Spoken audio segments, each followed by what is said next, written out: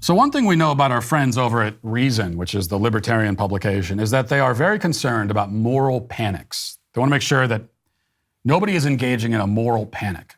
It's just that to them, anyone who demonstrates any moral concern over any issue at all is automatically guilty of a moral panic. It is impossible to make a moral argument of any kind about anything without being charged with a moral panic from people like this. Unless you're having a moral panic about moral panics, in which case it's not a moral panic. So those are the rules. They don't make any sense, but those are the rules.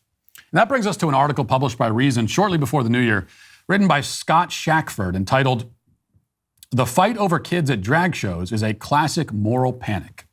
Shackford writes, quote, "Of course, Florida Governor Ron DeSantis and his administration would contribute to the latest Christmas-themed targeting of drag queens as some existential threat.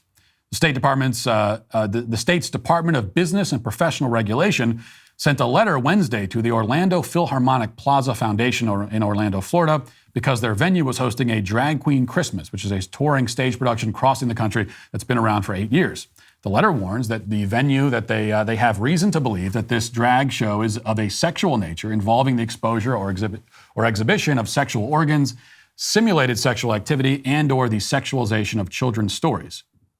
Note that this letter doesn't actually say that there is any nudity or simulated sexual activity at the show. Only the department believes that there is. It probably consulted this Twitter thread by Taylor Hanson, who provides images and clips of the show from its stop in Austin, Texas. A Drag Queen Christmas is a pretty raunchy show in the way that's familiar to anybody who has watched drag performances, but the only nudity found in Hanson's clips and images is a pair of absolutely fake boobs being worn by a drag queen. There's a lot of overtly sexualized behavior and gyrating from people who are not actually naked or having sex."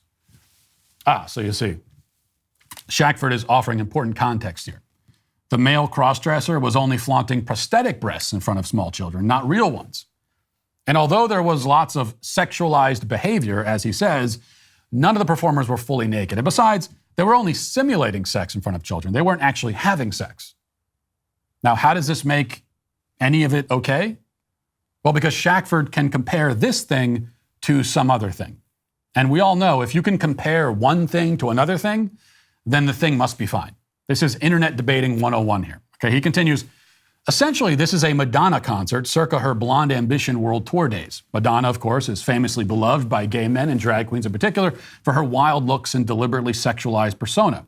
She was threatened with arrest in Toronto back in 1990 for simulating masturbation during her live performance of Like a Virgin, though police eventually backed down.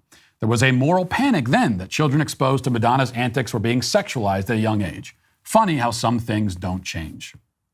Now, there are so many egregiously stupid arguments in this piece that I don't want to get hung up on any one of them for too long, but I do need to take a moment to let this part absorb.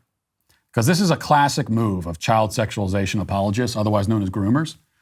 They love to point out that kids in earlier decades were exposed to sexual content too, and well, look how well they turned out.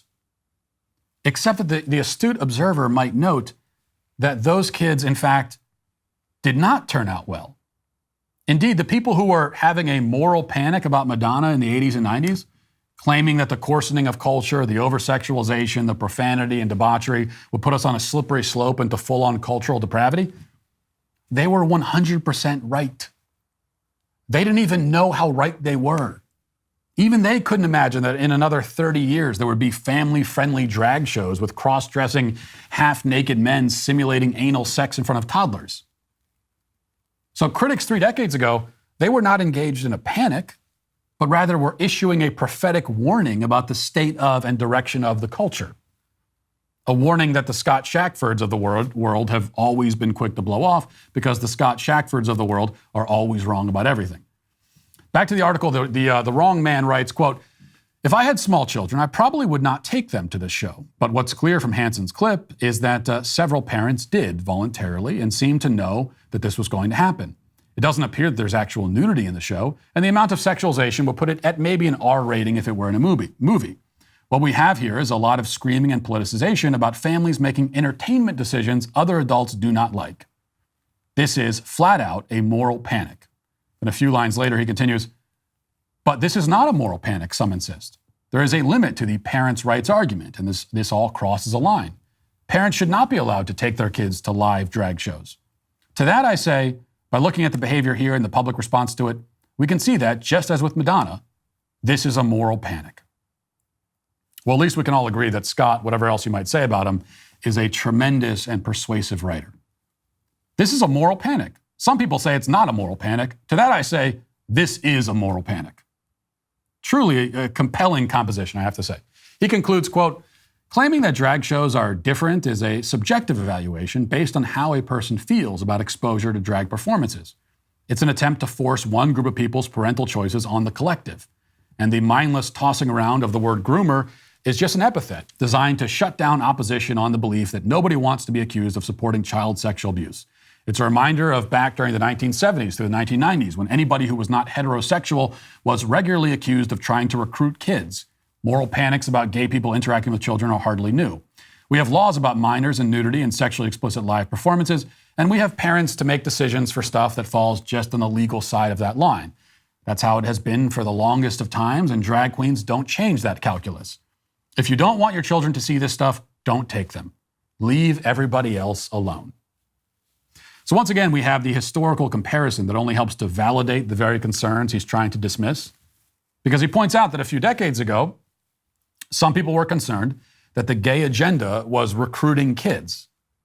Okay, fast forward to our current time, and we see that LGBT identification doubled in the millennial generation and then doubled again for Gen Z. So all of the evidence strongly suggests that the recruitment efforts were not only real, but incredibly effective and still ongoing. So what is Shackford's actual argument? Well, there really isn't anything in this lengthy diatribe that deserves to be dignified with the label of argument, but the closest he gets is when he points out repeatedly that parents make the decision to bring their kids to drag shows. It's an entertainment choice, as he says. If you don't want your own kids to be spectators at a drag-themed sex show, then don't bring them. Leave those other parents alone. This is what passes for an argument among libertarians. Simply pointing out that something is a choice is automatic justification of the choice. A choice is valid because it was chosen, they think. But that is completely incoherent, of course. Yes, we all recognize that some parents choose to expose their children to this sort of sexual content. Yes, that's established. But the question is not about whether it's a choice, but rather about the nature of the choice. And in this case, they are making the choice to subject their children to sexual grooming. That is not a valid choice. It's not a morally acceptable choice. It should not be a legally permissible choice. And when it comes to drag shows, by the way, choice only works as an excuse if we're talking about the choice that adults make to expose themselves to such content. Okay, so if we're talking about adults at a drag show, then it might be good enough to just say, well, all the people here chose to be here, and this is what they want to see. Now, even that argument is not decisive, I don't think, because just because people choose to do something doesn't make it automatically okay. There's still a conversation to be had. But the point is that here we're talking about the choice that adults make to expose another party, another person, a child, to this content. It is a choice being made for and on behalf of somebody else. And that someone else cannot legally consent to being involved in this activity. So this is not actually a question of personal choice at all. This is the person at issue, the child, cannot choose. The child, therefore, does not choose to be at the drag show. So the drag show is something that happens to the child. It's being done to him. He is brought there against his will. He's exposed to these images and ideas against his will.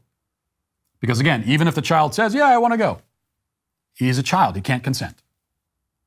The question then is whether parents have the right to do whatever they want to their kids, and whether this right supersedes the child's right to be protected from harm.